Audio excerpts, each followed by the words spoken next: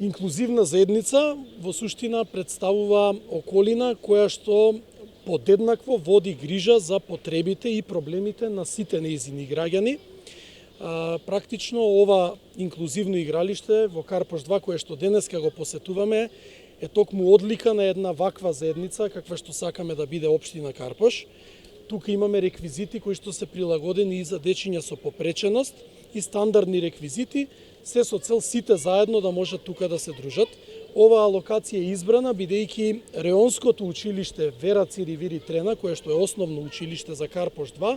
има најмногу евидентирани запишани дечиња со попреченост и од тука сметаме дека ова игралиште ќе добие најголема искористеност. Полека, но сигурно, ние како општина ги прилагодуваме урбаната опрема и целата опрема која што се поставува на територија на општината да биде корисна за сите групи на граѓани, па така покрај ова направивме и исто вакво, но уште поголемо инклузивно игралиште во населбата Влае до плоштадот Делфина.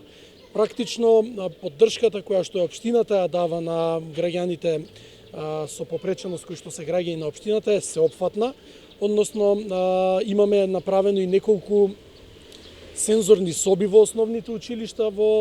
на територија на општина Карпош, како и пристапни рампи за лица со попреченост во истите тие училишта, а дополнително неколку пати годишно општината и финансиски ги поддржува и дел од лицата со попреченост, но и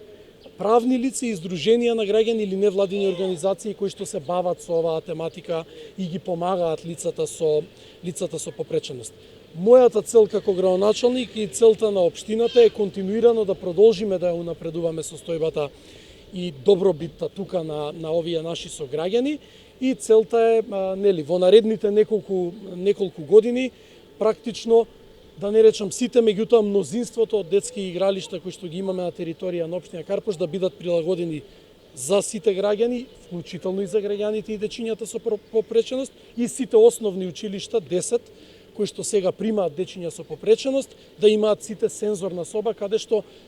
на овие игралишти и во овие сензорни соби, покри тоа што ќе може нашите сограѓани и дечињата да се релаксираат, ќе можеме и сите да научиме како граѓани да бидеме толерантни и да ги толерираме различностите кои што сите не прават да бидеме едно поубаво општество и да бидеме една поубава општина. Се надевам дека и во наредниот период ќе продолжиме да имаме и интензивна соработка и помош и од Министерството за